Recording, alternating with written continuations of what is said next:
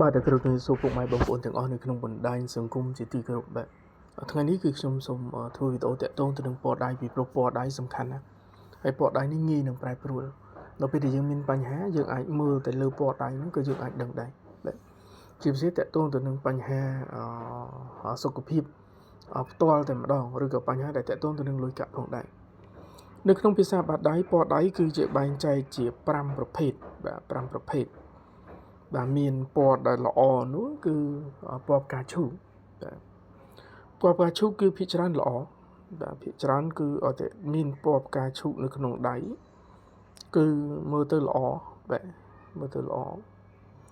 ព្រោះកាលណាមានពណ៌ផ្កាឈូកនេះគឺធ្វើឲ្យគេហៅមានសេចក្តីសុខច្រើនណាជាមនុស្សដែលមានសុខភាពល្អភាគច្រើនគឺសុខភាពល្អពេញលេញតែម្ដងកាលណាយើងមានសុខភាពល្អពេញលេញគឺរាងកាយឬក៏ពណ៌ដៃយើងគឺមើលទៅមានដំណើរឈាមរត់គេហៅមានពណ៌ផ្កាឈូកឬក៏ពណ៌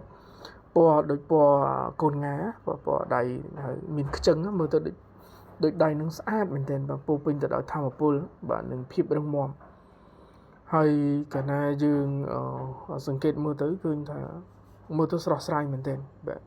អញ្ចឹងពណ៌ដៃពណ៌ផ្កាឈូកនេះជាទូទៅគឺមានគំនិតនឹងវិជ្ជមាននឹងច្រើនហើយពណ៌ដៃនោះវាឡើងហួសពីផ្កាឈូកមានន័យថាវាទៅជាក្រហមបន្តិចទៅវិញអានឹងអត់សូវល្អវិញបាទពណ៌ក្រហមវាអាចនឹងធ្វើឲ្យយើងមានអារម្មណ៍ថាតានតឹងបាទមានកាយវិការនឹងរឹងអាចនឹងមានកំហឹងនៅក្នុងខ្លួន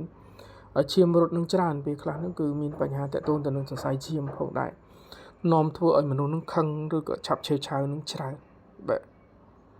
ហើយពណ៌មួយទៀតគឺពណ៌សនេះក៏មិនសូវល្អដែរបាទពណ៌សនេះច្រើនតែធ្វើឲ្យយើងនឹងស្រឡាញ់អីបែបត្រជាក់បាទស្រឡាញ់អីបែបស្ងួតឬក៏មិនសូវមានកម្លាំងកំហែងអីនៅក្នុងខ្លួនច្រើនទេមានន័យថាសកម្មភាពរបស់យើងគឺតិចតួចដំណើរឈាមរត់យើងក៏ខ្សោយដែរបាទហើយពណ៌លឿងនោះក៏មិនល្អដែរបាទយើងសង្កេតឃើញពណ៌ដៃយើងលឿងបាទពណ៌នៅក្នុងដៃនេះបាទគឺពណ៌សបាទពណ៌សពណ៌រឿងសស្លែតបន្តិច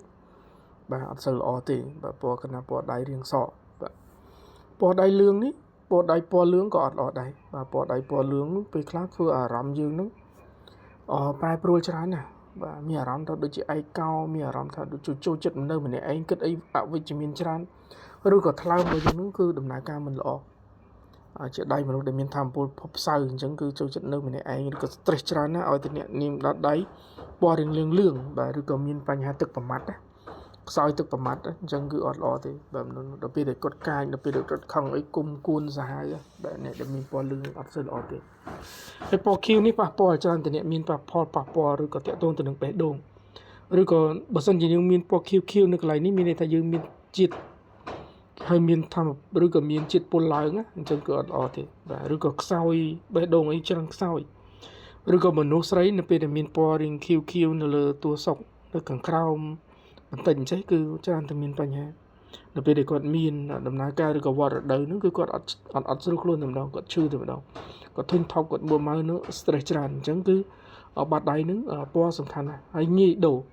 អញ្ចឹងបាតដៃពណ៌ដែលល្អជាងគេគឺបាតដៃពណ៌ផ្កាឈូកបើបន្ទាប់មកគឺពណ៌ក្រហមអញ្ចឹងផ្កាឈូកជាច្រើនគឺល្អជាងគេបាទ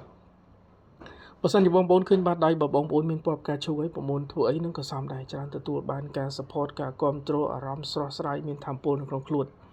ប៉ុន្តែបើឃើញថាវាក្រហមជ្រុលគឺបងប្អូនត្រូវព្យាយាមសង្កត់ចិត្តបាទព្យាយាមទប់កំហឹងនឹងភាពឆេវឆាវរបស់ខ្លួនហើយបើឃើញពណ៌សហើយបងប្អូនត្រូវធ្វើសកម្មភាពឲ្យច្រើនបើអញ្ចឹងទេដំណើរឈាមរត់របស់យើងក៏អត់ល្អហើយបើឃើញពណ៌លឿងហើយគឺប្រយ័ត្នប្រយែងអារម្មណ៍យើងគឺទ្រុបបល់ខ្លាំងមានតែគិតអីអវិជ្ជមានឬក៏ចូលចិត្តអីហ្នឹងបែបឯកោឬក៏គិតអីហ្នឹងបែបមិនល្អនឹងច្រើនហើយបើឃើញពណ៌ខៀវហើយប្រយ័ត្នតាក់ទងទៅនឹងសុខភាពបាទនេះគឺដំណើរពណ៌ដៃដែលវាប្រែប្រួលនឹងច្រើនបាទអញ្ចឹងគឺខ្ញុំចែករំលែកប៉ុណ្ណឹងបាទ